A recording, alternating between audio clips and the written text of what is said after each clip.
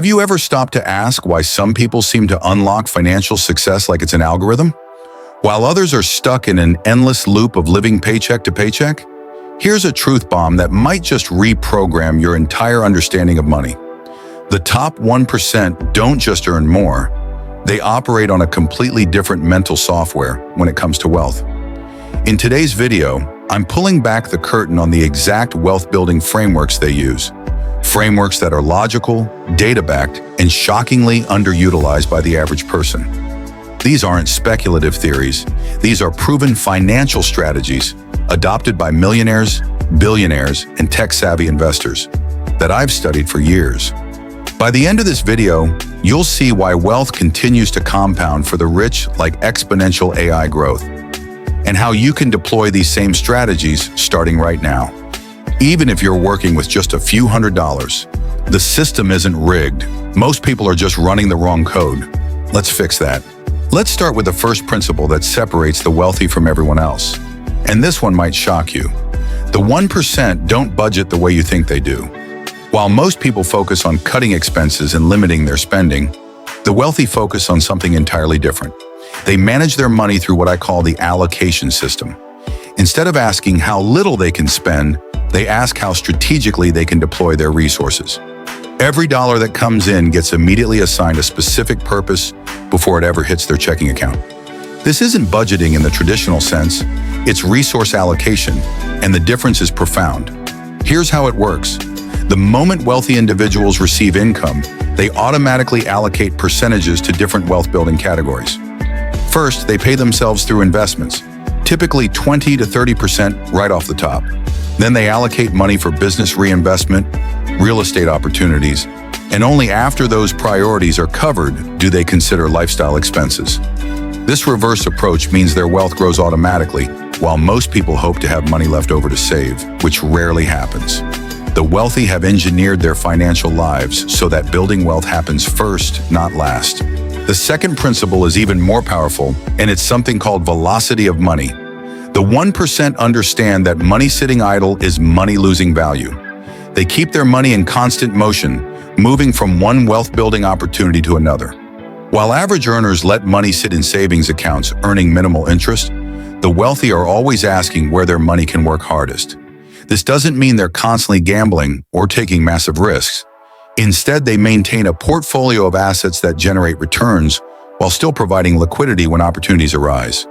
They might have money in dividend-paying stocks, real estate investment trusts, business investments, and alternative assets that all generate income while preserving capital. The key insight here is that wealthy people view money as employees. Each dollar should be working to generate more dollars. If money isn't producing a return, it's fired and moved somewhere that will produce results. This mindset shift alone can transform how you manage your finances. Now let's talk about the third principle, which is psychological and incredibly powerful. The wealthy have mastered what I call delayed gratification optimization. But this isn't just about waiting to buy things you want. It's about understanding the true cost of every financial decision in terms of opportunity cost. When considering any purchase, the 1% calculate not just the immediate cost, but what that money could become if invested instead. A $5,000 vacation isn't just $5,000 to them. It's potentially $50,000 in 10 years if that money was invested in appreciating assets instead. This doesn't mean they never spend money on enjoyment, but they're acutely aware of the trade-offs. They often structure their finances so that their investments fund their lifestyle rather than their earned income. This way, they can enjoy luxuries while their wealth continues growing. The fourth principle involves debt management, but not in the way you might expect. The wealthy use debt strategically as a tool for wealth building, rather than trying to eliminate all debt as quickly as possible. They understand the difference between good debt and bad debt, and they leverage good debt to acquire appreciating assets. For example, they might use low-interest loans to purchase real estate that generates rental income exceeding the loan payments. Or they might use business credit to invest in opportunities that provide returns higher than the cost of borrowing. The key is ensuring that borrowed money generates more income than it costs. This strategic use of leverage allows them to control more assets than their cash alone would permit, accelerating wealth building significantly. However, this requires careful analysis and risk management, which brings us to the fifth principle. Risk management for the wealthy isn't about avoiding risk, it's about understanding and controlling risk. They diversify not just their investments, but their entire financial ecosystem. This includes multiple income streams, different asset classes, various geographical markets, and different time horizons for their investments. They also maintain what's called dry powder, readily available cash that can be deployed quickly when exceptional opportunities arise. This might seem contradictory to the velocity of money principle, but it's actually complementary. They keep enough liquid capital to take advantage of market downturns or unique investment opportunities, while keeping the majority of their wealth actively invested. The sixth principle is perhaps the most overlooked by average earners, and that's the power of tax optimization. The wealthy don't just earn money and pay taxes on it, they structure their finances to legally minimize tax obligations while maximizing wealth accumulation. This involves understanding how different types of income are taxed, utilizing tax-advantaged accounts to their fullest potential, and timing financial decisions to optimize tax outcomes. They might structure business expenses to offset income, harvest investment losses to reduce taxable gains, or time asset sales to minimize tax impact. Tax optimization also extends to estate planning and generational wealth transfer. The wealthy think beyond their own lifetimes, structuring their finances to efficiently transfer wealth to future generations while minimizing tax burdens. Now, the seventh principle is something I call the network effect multiplier. The 1% understand that financial success isn't just about individual decisions. It's about the collective intelligence and opportunities that come from associating with other successful individuals. They invest heavily in relationships and networks that provide access to exclusive investment opportunities, business partnerships, and financial intelligence that isn't available to the general public. This might include private equity deals, pre-IPO investments, real estate syndications, or business ventures that require significant capital and connections. These networks also provide ongoing education and perspective that helps them make better financial decisions.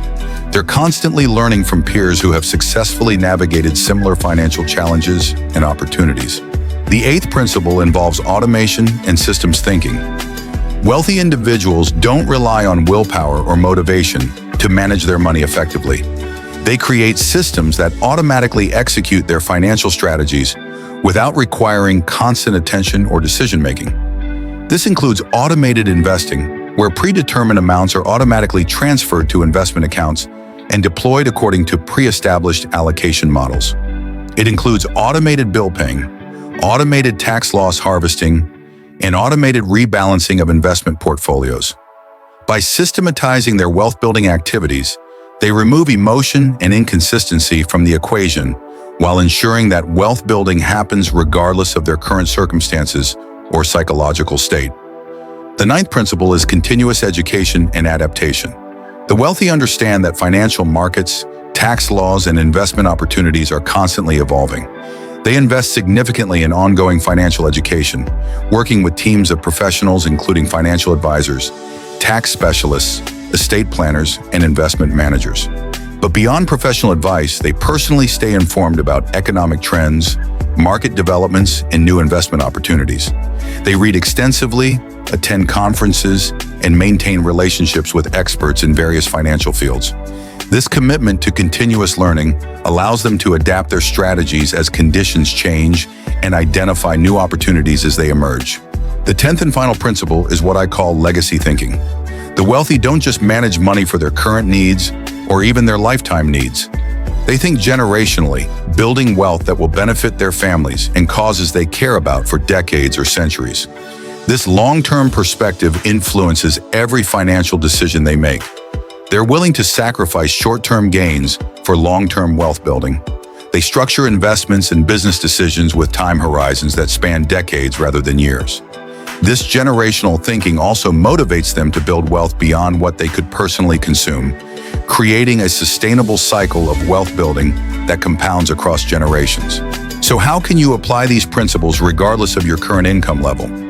Start with principle number 1, the allocation system. Even if you're only working with a few $100s a month, immediately allocate percentages to different purposes. Pay yourself first through investments, even if it's just $25 a month into a low-cost index fund. For velocity of money, start by ensuring any savings beyond your emergency fund is invested in appreciating assets rather than sitting in low-interest accounts. Begin with simple, diversified investments and gradually expand as your knowledge and capital grow. Practice delayed gratification optimization by calculating opportunity cost before major purchases. Ask yourself what that money could become if invested instead, and make conscious decisions about trade-offs. For debt management, focus on eliminating high-interest consumer debt while considering strategic leverage for appreciating assets like real estate or education that increases earning potential. Implement risk management through diversification across different asset classes and maintaining an appropriate emergency fund for your situation. Begin tax optimization by maximizing contributions to tax-advantaged accounts like 401k plans and IRAs, and consider consulting with a tax professional as your wealth grows. Build your network by connecting with others who share similar financial goals and values. Join investment clubs, attend financial education seminars, and seek mentorship from those who have achieved the success you desire. Create systems for automation by setting up automatic transfers to investment accounts and using tools that help maintain disciplined investing habits. Commit to continuous learning by reading books on investing and personal finance, following reputable financial education sources, and staying informed about economic trends that might affect your financial decisions. Finally, adopt legacy thinking by considering how your current financial decisions will impact your future self and potentially your family. Think beyond immediate needs toward building sustainable wealth. The gap between the wealthy and everyone else isn't just about how much money they have, it's about how they think about and manage money. These principles aren't secrets locked away in exclusive clubs. They're strategies anyone can begin implementing immediately. The key is starting now, regardless of your current financial situation.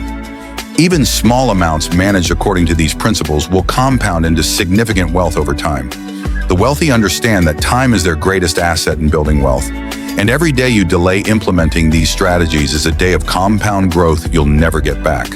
Your financial future isn't determined by how much you earn today, it's determined by how strategically you manage and grow what you have.